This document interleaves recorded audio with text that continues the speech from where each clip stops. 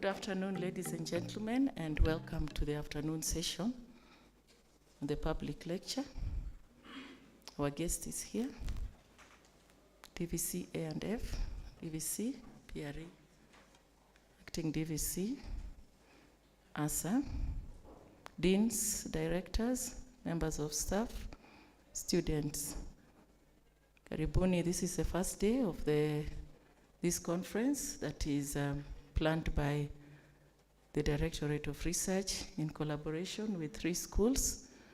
That is the School of Arts and Human Development, School of Business, Economics and Management Sciences, and School of Education. So we had our first session in the morning. That was a keynote speaker. And now we have a public lecture by our invited guest who's going to be introduced shortly. I'm going to invite DVC, Planning, Research and Extension, to invite the DVC A&F. Karibu.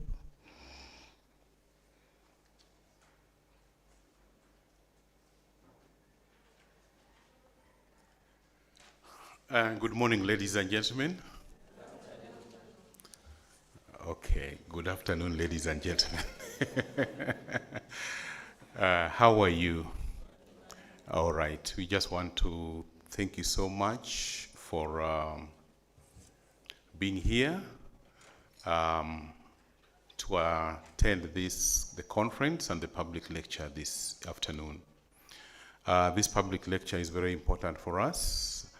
As a university, we have objectives to achieve, and one of the objectives is to disseminate our scientific findings and also to transfer knowledge both from within and even technocrats from outside. And so today we are happy and lucky to have one of our colleagues, one of our friends, who is going to address the critical issue of the topic that he was given to address. And so I don't have any speech to make because the main purpose is for this, so that we can get the topic that is supposed to be given for us today. So I hope you're alert. Please, if you're alert, hands down. If you're alert, hands down. Thank you so much. I think the majority are, but one of the deans is not alert. Okay, with those few remarks, please allow me to request the Acting Vice Chancellor, Professor Ngetich, to greet us, say something small, and officially open both, the conference and also this lecture that is going on. So, Prof. Karibu sana. Can you please clap for him as he comes to attend? Good afternoon. I'm not going to ask you whether you are alert or not, but allow me to say a few things on behalf of the Vice Chancellor, who is engaged. We are very proud to have this conference happening at this time in the university. I believe it's going to add quite an important aspect in our development as a university, given that the topic is what is trending currently globally. I believe at the end of the public lecture today, we will become data specialists, because that is the area of data mining and the rest that is currently trending. And indeed, the other various subtopics of the conference speak into what we ought to be and where we ought to be as a university in terms of indigenous knowledge, in terms of leadership, in terms of innovation, and digitization, in terms of the disorderly world, language, agriculture, and food systems, and the rest. Let me not speak so much, but keenly like the others, I want us to listen to our able guest. I don't want to unveil him so much. I want you to hear from him and get as much from him. And therefore, without much ado, let me declare this conference officially open, as well as our guest. I welcome our guest. Karibu.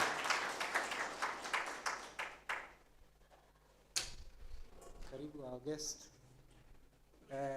Yeah, let's all clap as we come.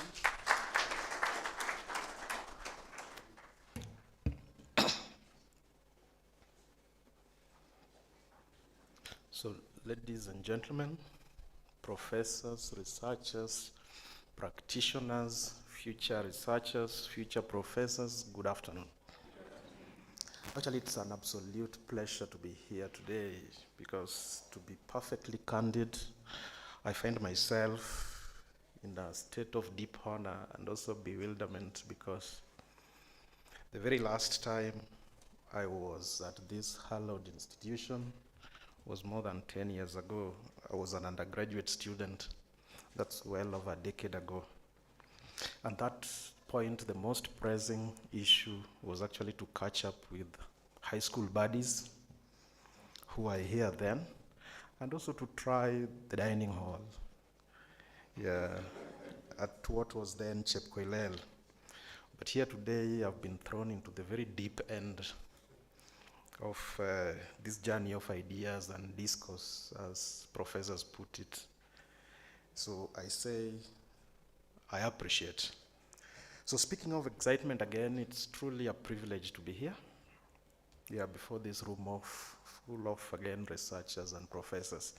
You know, one thing is that I don't take this opportunity lightly for one reason. Yeah, these are folks who sometimes cite the sources that we also find hard to pronounce. Yeah, so yeah, so if you hear me stumble over a few academic terms today, please bear with me. It's in the name of progress, right? Yeah. So allow me to introduce myself. I'm Kennedy Okomo. I work for German Technical Corporation or German Development Corporation. That is GIZ, and currently based at the East African Community Secretariat, where I'm attached at the Secretariat to support the partner states in the region around the area of digital transformation. That is called the ESC Cluster for Digital Transformation. In the past, I had a stint at the United Nations, and also in related areas, yeah. But I also moonlight, you know, that's the, I know it's something, it's a term that you can associate with. I also moonlight as the chairperson of University of Embu Council. Yeah, so UOEM, University of Embu is a public institution just like University of Eldoret, UOE. And sometimes we confuse those acronyms.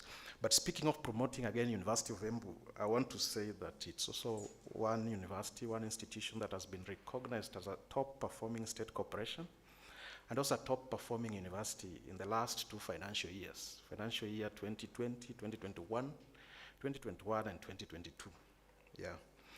And those are accolades that are based on empirical data, again a term that you are so used to. Yeah.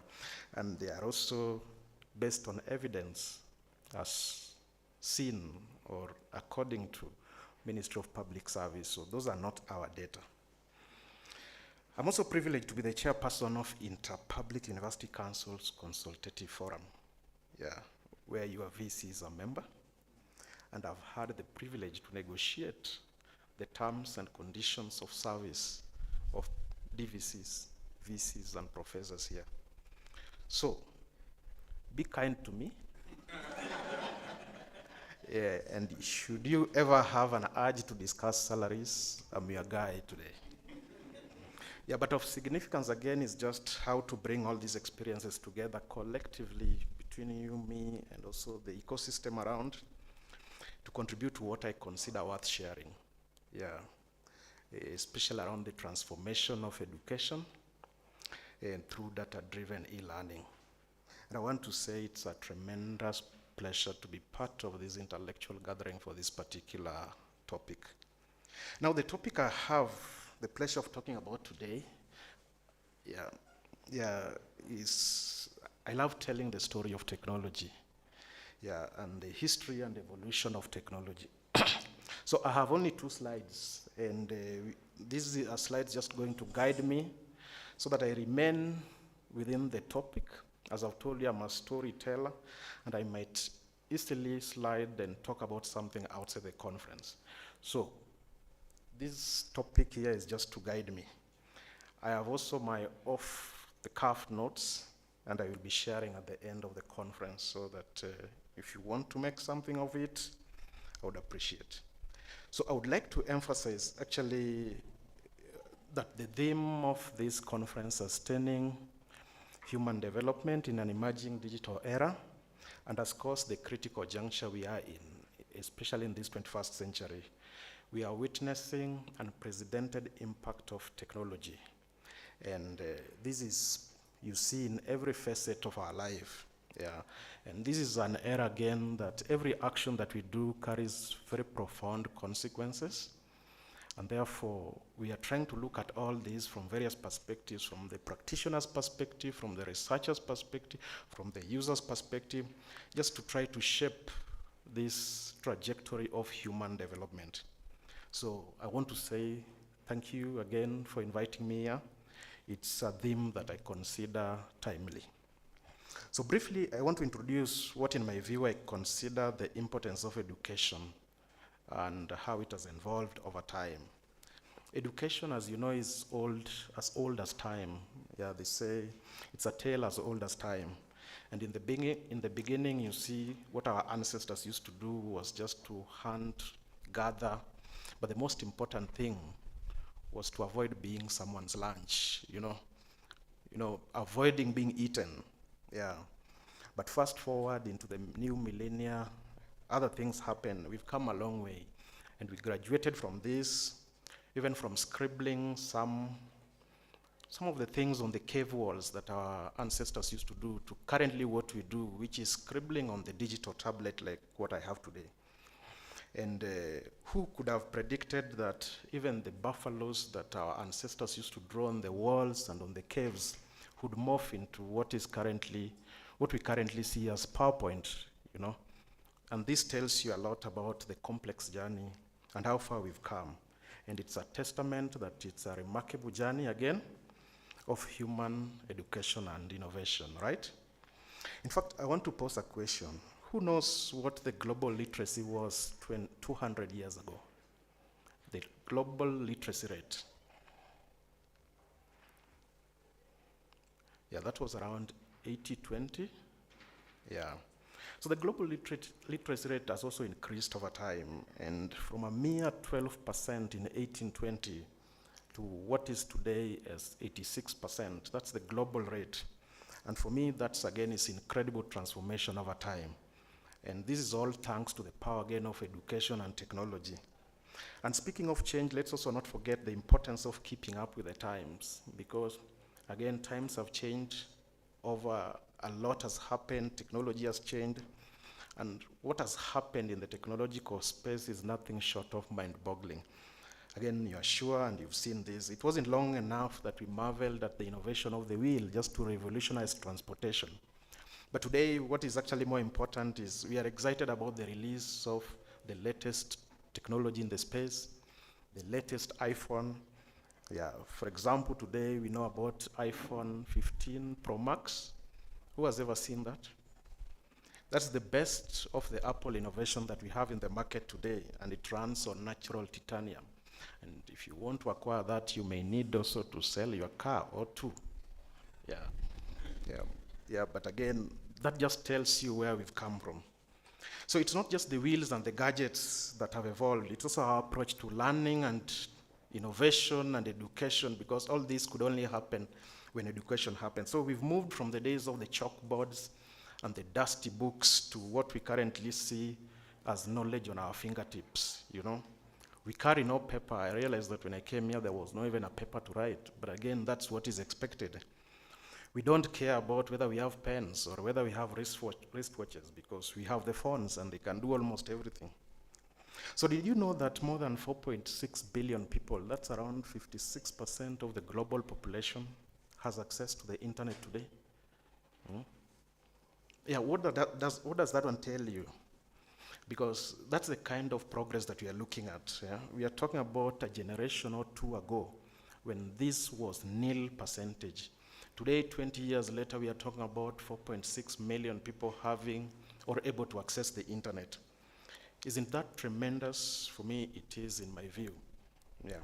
So in all seriousness, and I'm still just on the very first part of it, yeah, education is not just about the history that we've talked about. It's about many things. It's about preparing ourselves for the future as it evolves. The future of innovation, the future of technology, the future of learning. And most important is the ability to adapt to this.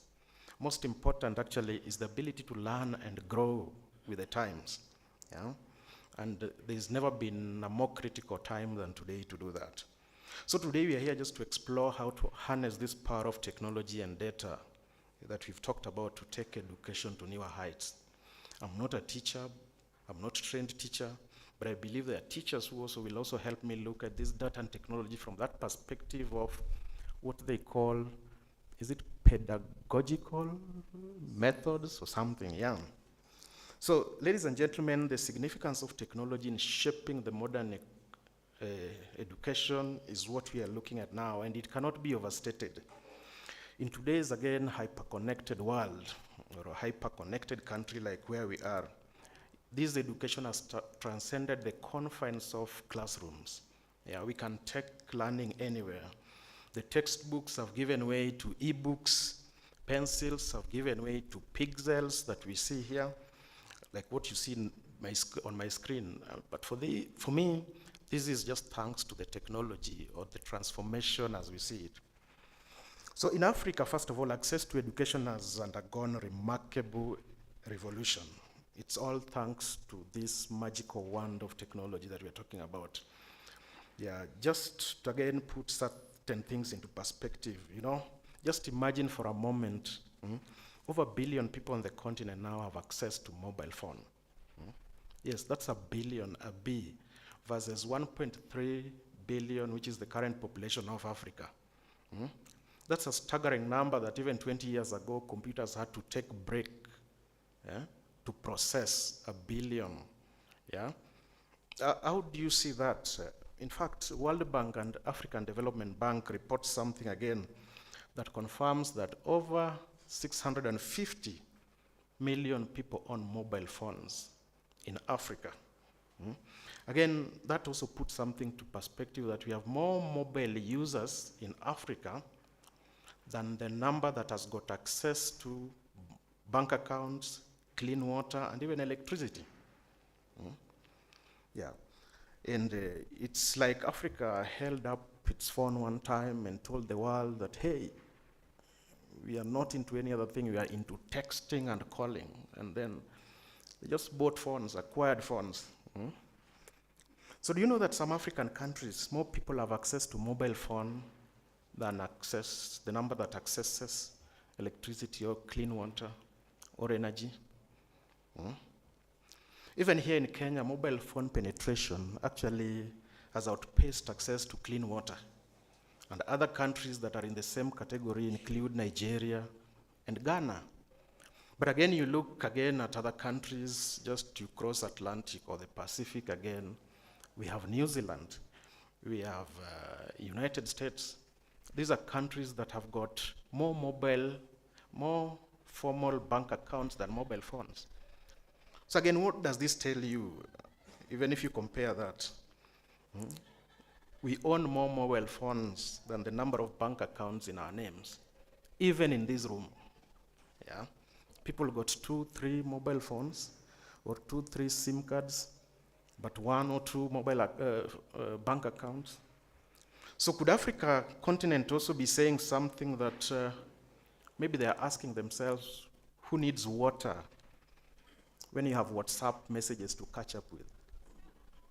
Yeah, because then why do we have less access to water but a lot access to mobile phones and the internet? Probably water is not any important. And it's a reminder that while access to basic necessities is important, mobile phones also have truly become part of our life. And what we are trying to look at today and what we've been looking at over the last few years is just how to put or how to harness this potential so that we draw something from this mobile phone, because it appears we cannot remove them from our hands. In South Africa, for example, there's this program called Exit Reach, MXIT Reach. Yeah, this was a platform that was created. It became popular in the early 2000s, even before Facebook, to around 2010s or around there, just to provide content, educational content to the people. And as at June this year, 2023, it had over 10 million users who access academic educational content on it. And this is 10 million in South Africa against a population of around 60 million. Isn't that something worth talking about or worth our time so that we discuss? So it was a popular networking platform then, but then it evolved or morphed into something else, a platform where people could access educational material. And that is just how an example of how technology breaks barriers, especially to access to educational content. Yeah. And it's a trend that is increasingly relevant in this country.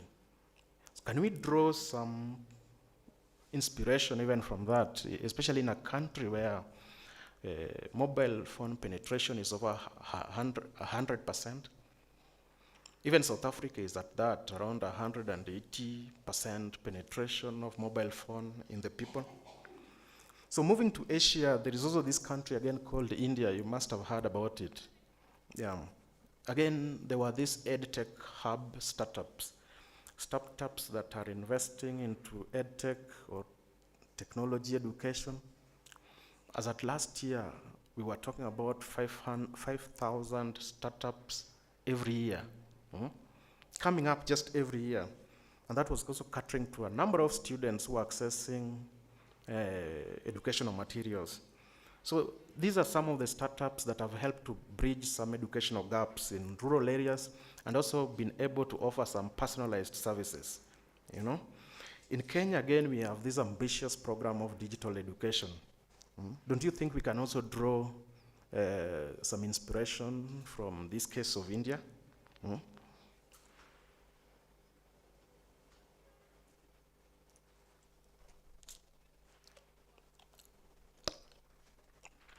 Now, let's just cross again to America. Yeah. When I say America, I mean the United States, where again, online education has experienced exponential growth.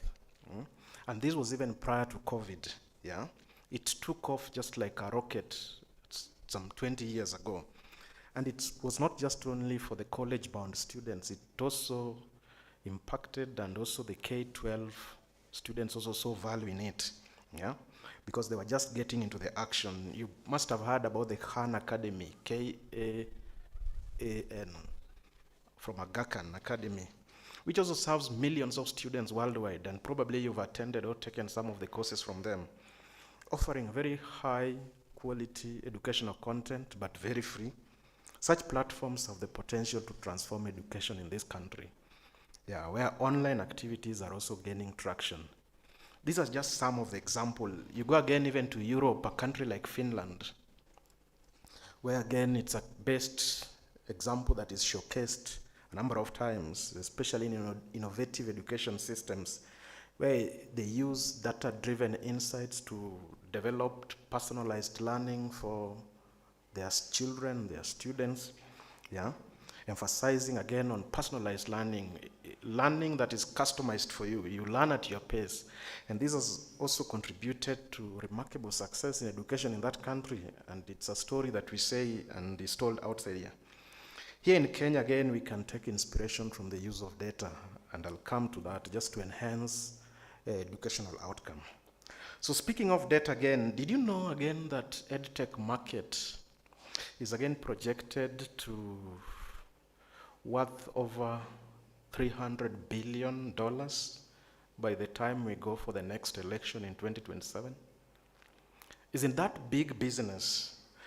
So if you've ever considered switching careers, Maybe it's time to become an edtech enthusiast or visionary. Yeah. Because the future is so bright.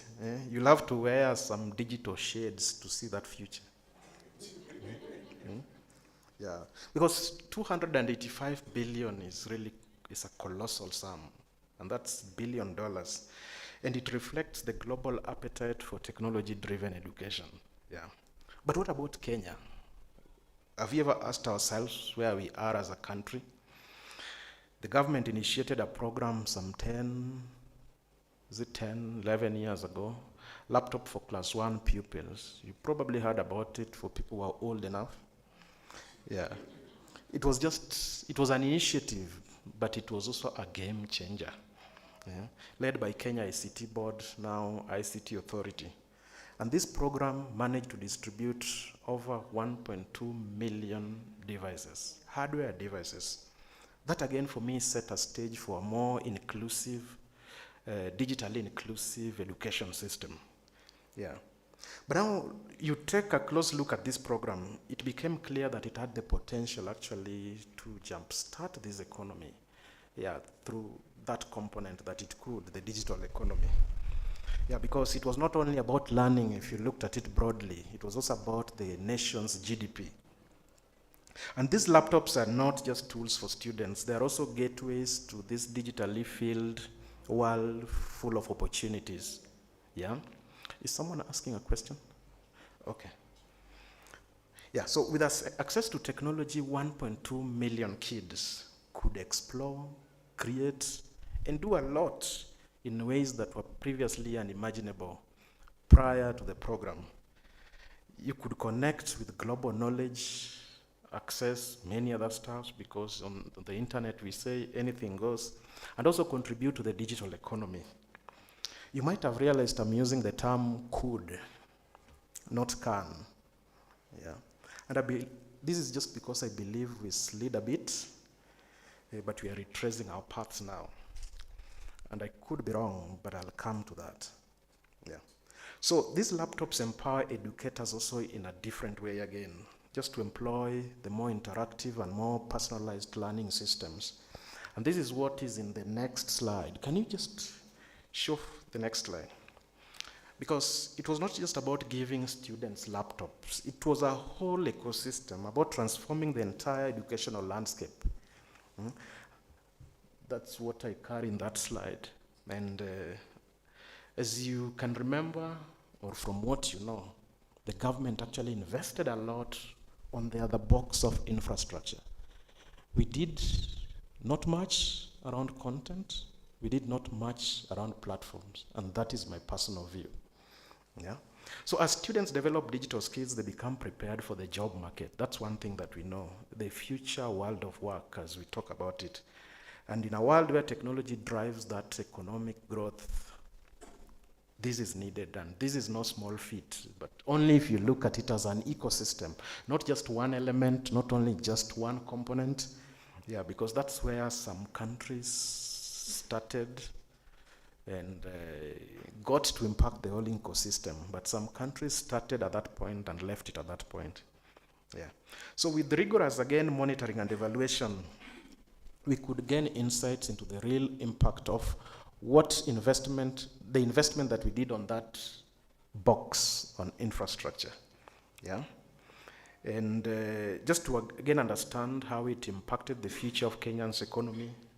And South Korea stands as a beacon in this area again, that made substantial investments around that technology-driven education. And over the course of the following 2 decades, South Korea had to overhaul its education system. Yeah, just because again they felt that maybe they did not start it on a good footing. And the impact after doing the overhaul is nothing short of astonishing. Yeah, you probably again have heard about it, because you picture this, that in 1990, Korea had one of the lowest levels of internet access in the OECD countries. But again, just 25 years later, it was the one leading the pack. It had caught up with almost all countries ahead of it, taken the global lead in high-speed internet. Maybe in the league of Singapore and Monaco, Those are the only countries probably that can beat South Korea when it comes to high-speed internet. And for me, what is even more intriguing is the consequential transformation that this had around education, its workforce, how they looked at it broadly. Yeah, when we started in Kenya, we invested in the infrastructure, but we forgot that even teachers were there who were never trained on ICT and had to support the learners. You can provide internet, but again, when there's no relevant content, what do I do with it? It's just like we buy expensive phones, but we don't use all those apps, do we? Yeah, you only use WhatsApp. Some people are not on Instagram. Don't you think it's a waste of resources? Why don't you just have Kabambe? Because, yeah. So those are some of the things that happen. And South Korea's focus on tech education equipped its citizens big time with the formidable skill set that was actually needed for that future of work.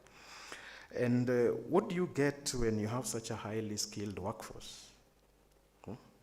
It powers the productivity engine of a country. But that's not all. It doesn't stop at productivity. There is a lot more that, again, can happen. The blossoming tech industry in South Korea, it's nothing around that we can compare with that. But this was just driven by the technologically savvy workforce that they had then. It bore fruits around innovation, productivity, economic growth, and even today it's the world-renowned tech sector that we know that has developed. Today our phones, TVs, iron boxes, if they're not made in China, they're made in Japan. And if it's not Japan, it can only be South Korea. So it's a testament to the profound impact of technology in education, or how tech-focused education actually impacted that nation's growth and its competitiveness in the digital age. So in my humble opinion, again, I would say Laptop for Schools initiative should have been more than just a distribution of devices. It should have been just the launching pad or the linchpin for a comprehensive transformation of the ecosystem. And because, like I've said, they are not just standalone tools. They are catalysts for a more focused ecosystem transformation. And you probably must have read about the Smart Nation, Singapore Smart Nation. Again, it also was built around this holistic transformation of the ecosystem. Yeah, it came much later. Probably they learned the experience of South Korea. But think about it this way again, that distributing laptops to students could be like planting trees that we're gonna do on Monday. Yeah. But how about if we grow those trees? How about if we plant those trees and we expect them to grow into mighty oaks, but we don't provide water, we don't provide light? Yeah, it's an ecosystem. When there's no light, there's no fertile soil, there's no plenty of water that the oaks require. Where are we headed? Yeah. So similarly, for these laptops to truly benefit Kenya or another country, we must look at that ecosystem holistically. We transform the whole ecosystem. Yeah, we must look at the digital infrastructure, we must look at the skills, we must look at curriculum that we talked about, a very complex topic again, because again, even we talk about curriculum today, we adapt it, but how do we address the issue of, again, equity, inclusivity? Today we are talking about CBC, but there are some countries that are still in the other one because they cannot afford it. Yeah, it's expensive, but are we looking at it together? And even the policy environment that encourages innovation and entrepreneurship, not one that stifles or kills techpreneurship. Is it something that we are looking at? So when we talk about economic transformation, in my view, we are discussing the harmonious blend of all these components so that we come up with an ecosystem that works. Software, we are talking about connectivity, we are talking about education methodologies, we are talking about supportive policies. It's about creating an environment where these digital tools can add value in the entire ecosystem, not just the gadgets. They become just skills or tools to access skill development, creativity, and economic growth. So this is the kind of holistic change that has truly set apart the countries that went ahead of us. Yeah, when they were trying to harness the full potential of technology. Now, let me just share a little adventure from my time in the laptop distribution world. First, I was the project manager for the first e-government project. That was around 2008, 2009.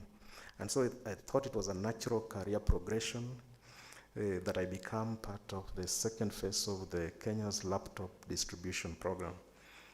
Yeah, but the experience I had there is that in one of the sessions, none other than this guy called Elon Musk. Have you heard about Elon Musk? Yes, the man known for rockets, electric cars, and is also thinking about sending humans to Mars or something. Yeah. He approached UNICEF Kenya then. He wanted to talk to the government of Kenya, but he came through UNICEF Kenya. And Elon Musk's message to government of Kenya was that they revised this laptop distribution model or he's counted out. Yeah, because he had come with a lot of money and felt the distribution of PCs in the country then to kids was transformative, but not transformative enough, yeah, for the impact that they were looking for. Unless we appreciated the entire value chain, the entire ecosystem, well, the government was keen then on handing over laptops to kids because that was the big thing.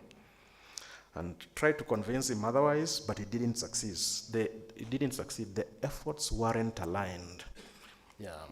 Some people were looking at a few of these items, but limited resources. Some people were looking at entire ecosystem, but at least we impact each and every item. But in short, what I'm saying is that we lost 5 billion in potential grants 10 years ago from Elon Musk Foundation, and a similar amount also from Dubai Care. That was the philanthropic organization in Dubai that invests into connectivity for schools initiatives. Yeah, but we didn't agree. It's because we didn't agree on the connectivity for schools model. How do we start it? How do we implement it? What is strategic? What is technical? Where do you start it? Yeah, yeah. So those are some of the things that we also need to look at, even as we talk about access through technology. So we were so keen that every pupil at least has a laptop in their hands, but we overlooked the bigger picture, the policy environment, the skills that were needed for the teachers, the holistic ecosystem that was required for digital transformation.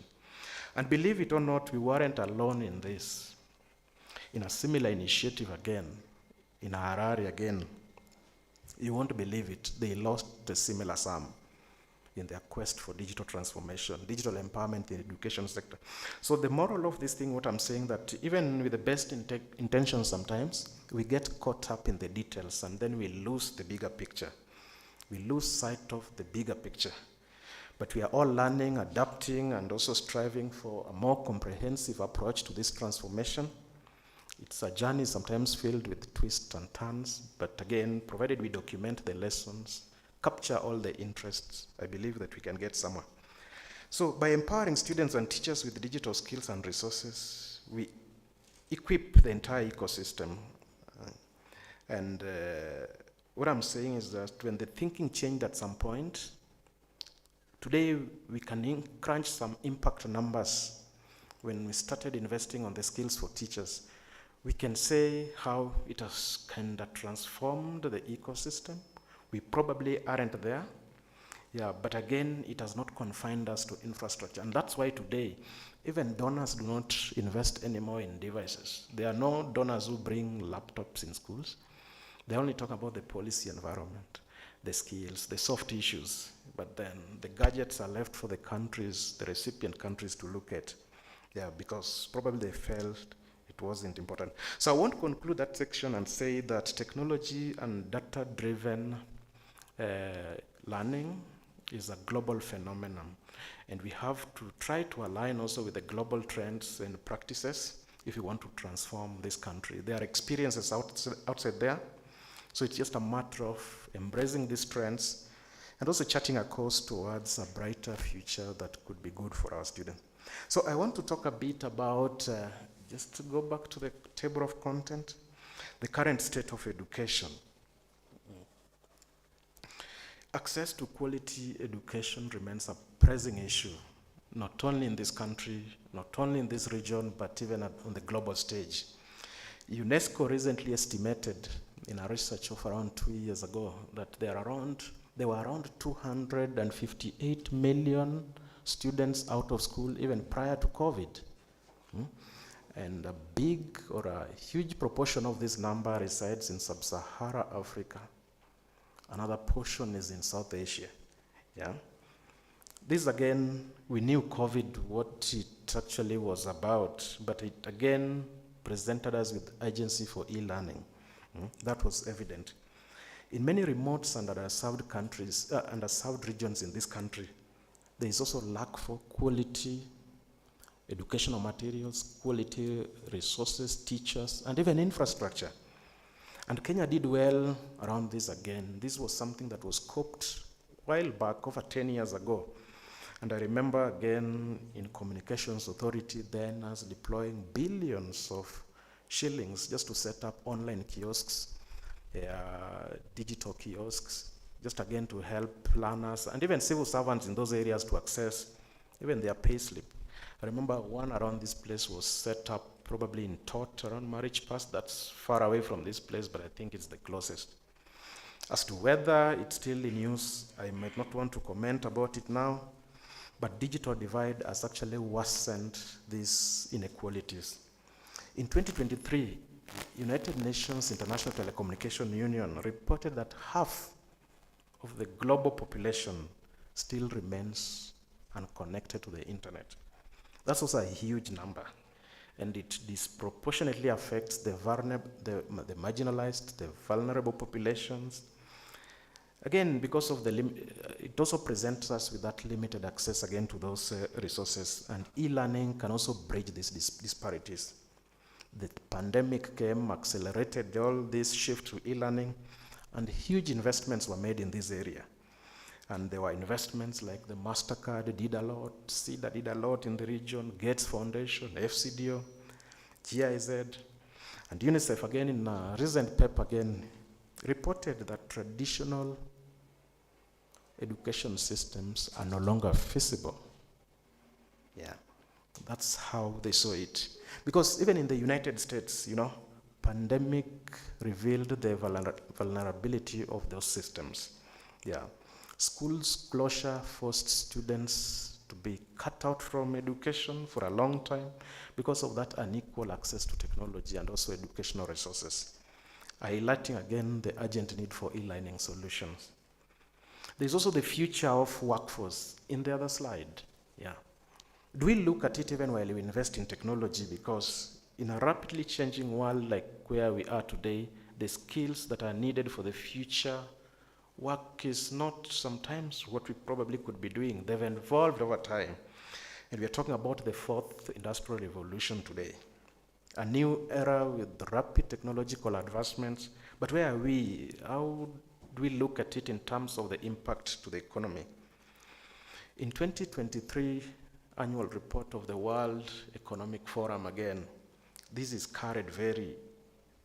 positioned very well in that paper again.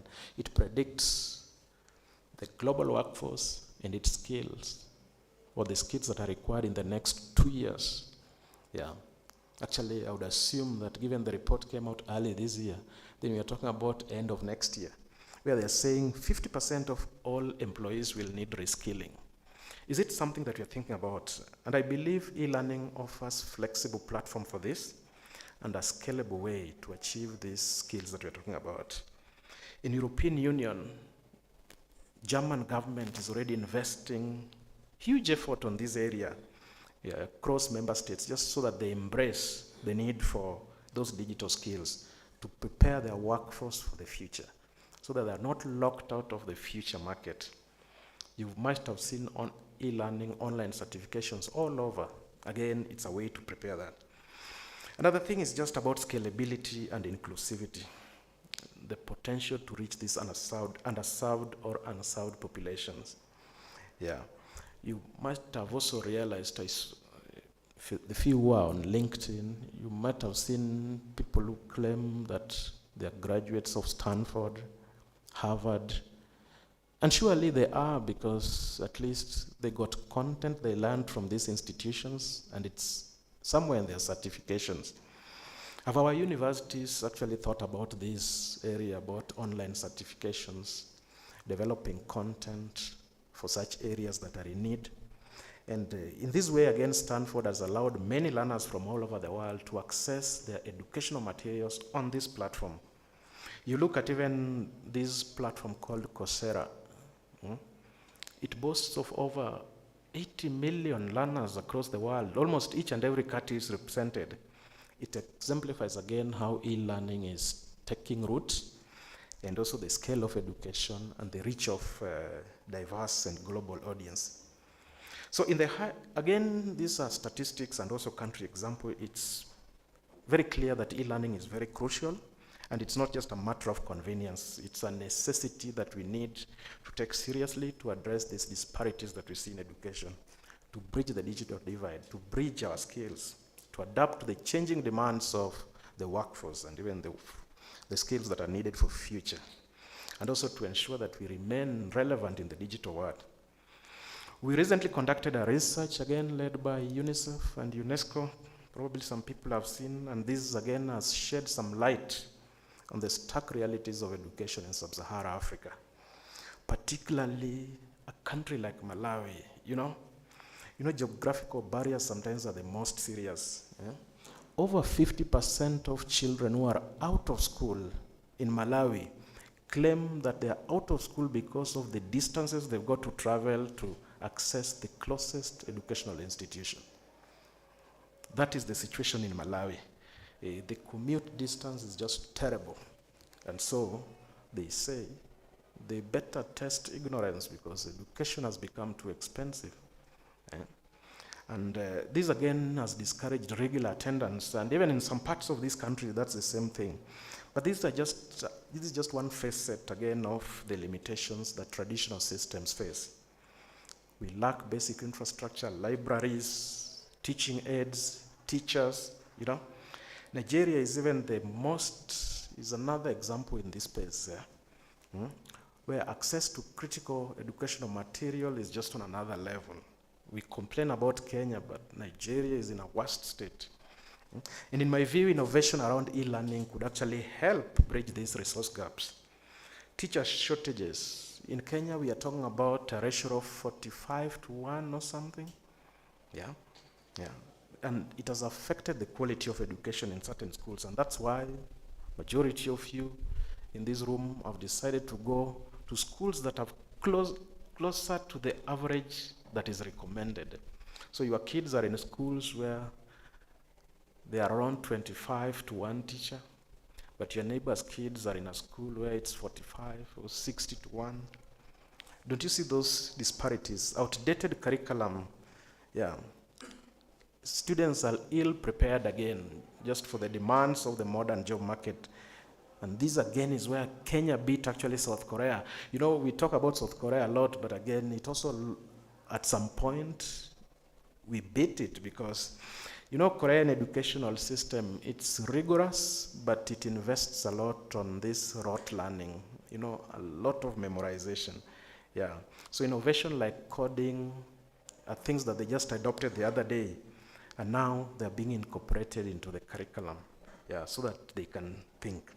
So there's need for us to explore innovation, and there are few successful cases that we can cite. I'm on chapter 4. Where we could have, or there has been a potential to scale education.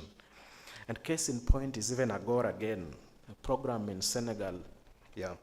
This is UN supported, free online resources, some curriculum aligned, some are not. But again, it has reached over 200,000 students in Senegal. For me, that is huge impact. You may also need to look at the Digital India, another program again, because realities again in India are just on another level. Reaching rural and remote learners is never easy. But again, they've made quality education accessible to these populations and the students or learners across the country in India. There is also Zaya, a program again in India, works very well with promising results, just because, again, it can bring resources closer to the people. Yeah. Personalized learning, self-paced learning, you learn at your own pace, something that Finland, as I said, has done a lot around this, and that's why it's showcased as an innovative education system. So again, through these systems, we can tailor education for each student need or the learner's needs that we have. You probably know of Andela, especially for computer science students. Again, they shut down their physical offices in Nairobi. They were in Nigeria, they shut them down the other day, and they are no longer in Africa now. But that did not kill Andela itself. They chose to go remote, and the impact is still big, and especially in Nigeria, where they left just the other day. It's a prime example of a learning provider, training software developers, training on coding, digital skills, and such, and also connecting them to global tech companies, just because, again, that platform. And this has helped address the shortage around workforce of the digital skills that we're talking about. Yeah. There's also the Rwanda Smart Classroom initiative. Many Kenyans were involved in it. And another one that advances e-learning was very good, deliberate effort by President Kagame. That's why I say we must make a deliberate effort if we really got to scale these things to other heights, start viewing education from another perspective. And it really improved access. So I want to say that connectivity landscape presents global telecommunication connectivity presents an opportunity that we need actually to exploit. A Connect to Learn program, the Learning Passport, you probably have heard of GIGA, that again was done by International Telecommunication Union, UNICEF, and Microsoft. Yeah, again, striving just to connect these areas. But again, like I said, it could connect, but how about if you don't have relevant content?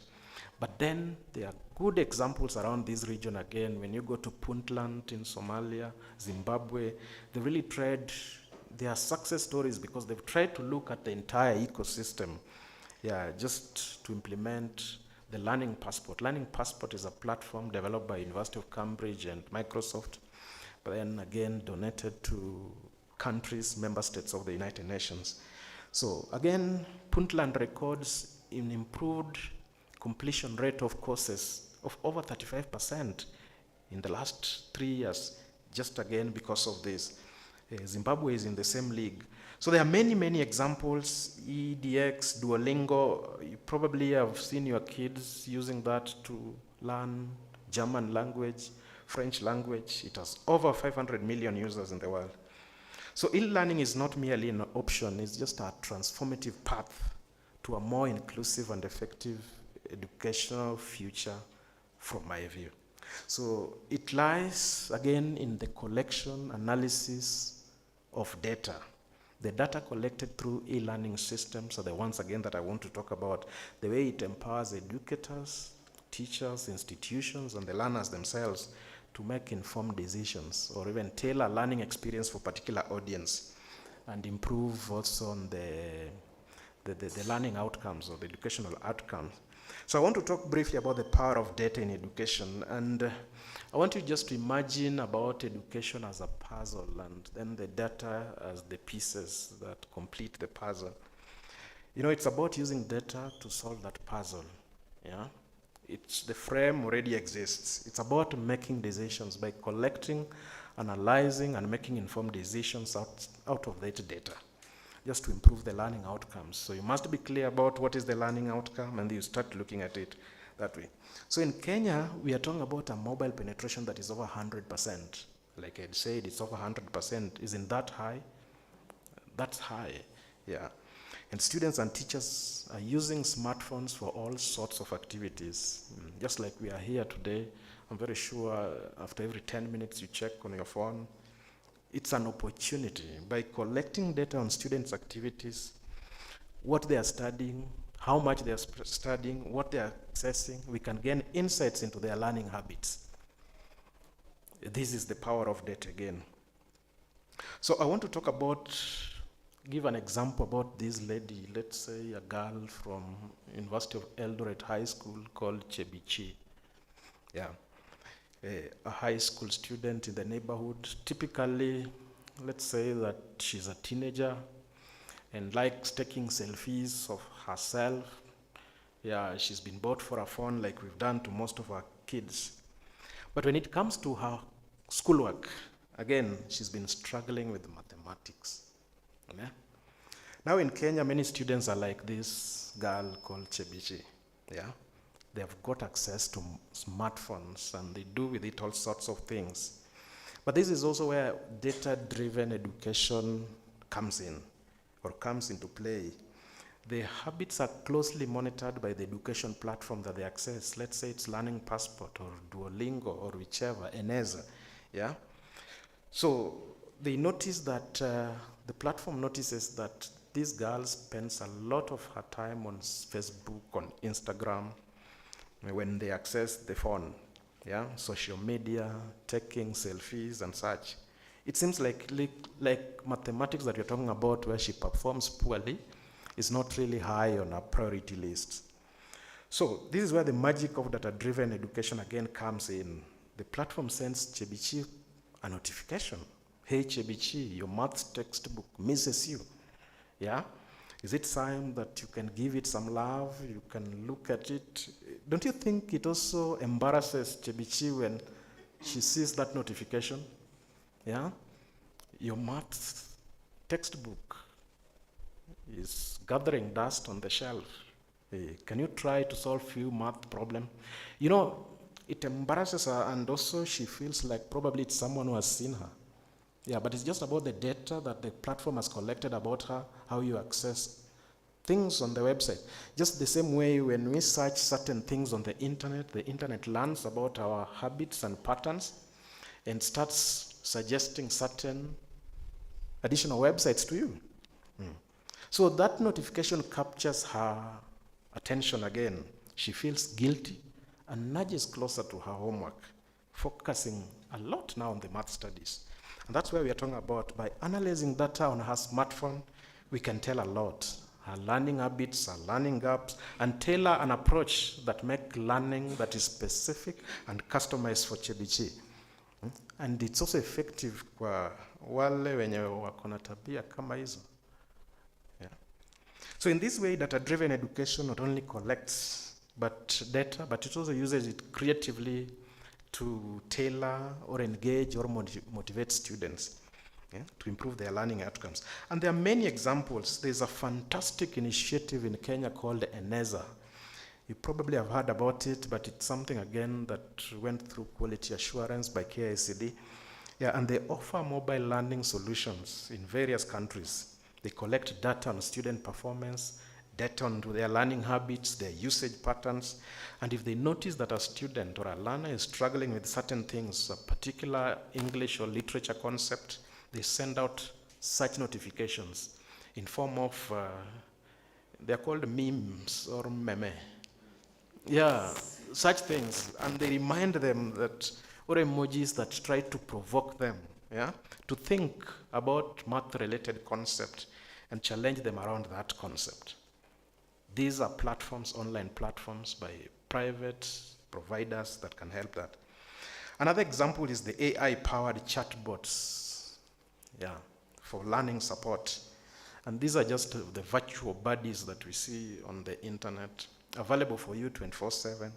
You can talk to them anytime. So even a student in a remote village, probably far away in North Elgeyo Marakwet, has a burning question at around 3 a.m., you only need to contact the chatbot and you can get instant response. Again, helping them just stay on track. But key here is not just collecting data, but again, using it wisely. Yeah? They also attract attendance records, and many countries, again, have also adopted this. So if the student misses many classes, a concerned parent may just receive an SMS again from the school. Your child's desk misses them. Yeah? And so do we, something like that.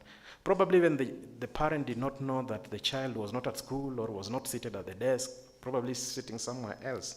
But it's a way just to engage parents in the child's education. Again, that's where we are told CBC is directing us to. So just to conclude that section again, I want to say the data-driven education has the potential to revolutionize the way we learn. Yeah, it's something again, just using data to tailor education depending on our context, individual context or individual learner's context. But ultimately, the end result is to bridge that educational gap. So ladies and gentlemen, we are just on the brink of that new era, and we cannot just avoid to be, we cannot avoid to be, not to be part of the game, yeah? Data-driven learning is a game changer, not only in Kenya, not only in the region, but even globally. It's like having personal tutor who knows you better than you know yourself.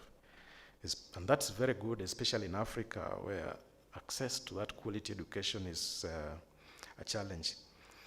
So imagine even a classroom with one teacher and 30 students. Let's just talk about the average that is recommended again by UNESCO. And each has unique strengths, unique weaknesses, and even learning style. With the data-driven learning, again, it can customize something for each and every 30 students that you're talking about. And in Kenya, for example, where approximately 90% of the children also can access mobile phone, even of their parents, don't you think we have a powerful tool at our disposal that we can use? It all depends on how we position it. So it's just thinking of a data, or data like, is it superhero? For those who watch movies. It just helps the teacher understand each student's progress, yeah, and their preferred learning styles, what they want, their areas of struggle. You probably know about the Batman and the Robin movie. Who has heard about that? Yeah, those are just characters again in the comic universe, those sets of movies known for crime-fighting partnerships that people watch in Gotham City. So data is like that. It's like having Batman, having Robin by the side of Batman, who knows Batman more than he knows himself. But Robin knows everything about Batman, but Batman does not know even a fraction of who he is. You know, that's how data works, personalized learning. And a recent study found out that in Ghana, this has improved math score by an average of 19 points. In Kenya, I think that's like getting someone from a D to an A. Let's say it's 59% plus 19. We are talking about 77%, is it? Yeah, so for me, that is magical transformation. Adaptive learning, another step further. It's like GPS for learning. It's a map that shows you where you want to be. In South Africa, there is a platform called Siyavula. It's also been there for quite some time. It just helps, again, students to navigate this educational journey. It can map the weaknesses and the strengths of a student at any particular time and guides them towards their success. It can remind them that you need to do this to get to this. It's just about learn analytics again. So imagine a scenario where a student, let's call this one, this time around, maybe Lucy, who has been struggling with literature or English or something like that. And she uses these learning analytics just to predict the chances of her failing. Yeah? And the school then uses that as a basis to develop or design something for her so that she can do well. And Lucy ends up just hacking the exam because of that, because the system can tell where there are weaknesses, where there's strength. It's like seeing the future. It's a map telling you somewhere. It predicts the student's success. In Nigeria, National Open University has used data to monitor student progress. We have an open university here, and I believe it will also encourage the same. In South Africa, University of Cape Town today has implemented this expert system called Baxter. Again, it's also something that assists with academic queries, whatever you want. Student can ask University of Cape Town about the content that is online, anything 24/7, and they receive instant responses. It's like having Dumbledore in the in your pocket, you know. This is also another movie in the Harry Potter series. Dumbledore is this wise and powerful headmaster who knows everything in that school of witchcraft and wizardry. Yeah, so you ask them any question and they'll give you. He's known for his deep knowledge, leadership, and mentorship, but around a content that it is trained on. So you do it at your own time. Yeah, you customize something for yourself. So in Kenya, we also have this initiative called e-Elimu. e-Elimu, again, is something approved by KICD and has transformed learning for primary schools. They developed this mobile app that has animations, lessons together, quizzes, and it also tracks the progress. And it's something that has helped students a lot because it's like a teacher who teaches you, but with jokes. You find it more engaging, more interesting. Together with the KICD officers, I had an opportunity to visit a school called Kamiti Primary in Ruiru again.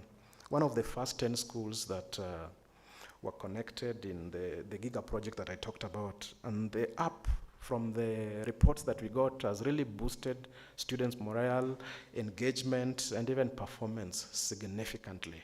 And kids who heard that that app is being used in school and were out of school have actually returned to the school. So that also reduces that fraction, the 258 million that we're talking about, sub-Saharan Africa. At least it might be small, but it's something that helped manage that number. So data-driven e-learning is a powerful force for change. Yeah, but then there is also the dark side of technology.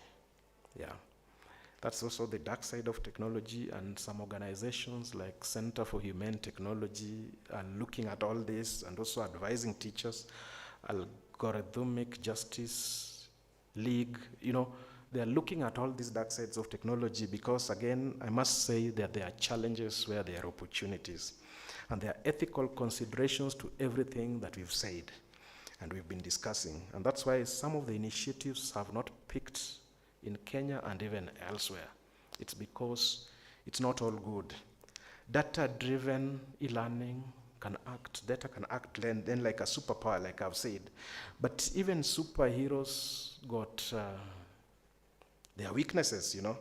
Yeah, you know, there is, it has, superheroes in that movie again, the weakness is called kryptonite or something. And this is just a mineral mine that it is made of. When it comes into contact, then it just changes everything completely, even the direction. So it has detrimental effects even on the Superman, and they become vulnerable when they get in contact with it. The same story again with data, that it is important that we acknowledge the challenges that this data-driven learning brings. Because, for example, picture this student who has a mobile phone, is connected to the world of knowledge, has the internet, and can access these materials that we're talking about. It's just amazing, but it also raises concern. There's a greater risk in the information again, or data that we collect. It can also lead to information overload, or even more chances that we can misuse the information. The same way, when you interact with gadgets like this connected to the internet, you have to feed it with certain data so that you get something. It's never for free. You've got to log in to certain sites so that you access certain content. But have we ever looked at it this way, that I have volunteered certain information to this platform, but how about if this platform misuses my data? In Kenya, teachers and learners were given devices for e-learning, but a common concern was that these devices were used for everything except studying. That is also possible. Yeah, they would become the latest hubs for social media access and such. And it appears that a substantial portion of even the network bandwidth was going to such uses. And we ventured with a study again with KICD just to look at the back end of how data was being used. And we found out that a lot of data was being used outside the KICD approved curriculum. And our recommendation in response to this finding was to implement a whitelist strategy. So that you only access certain content that are whitelisted. in the development world, I use that word loosely like that, but we are told that we don't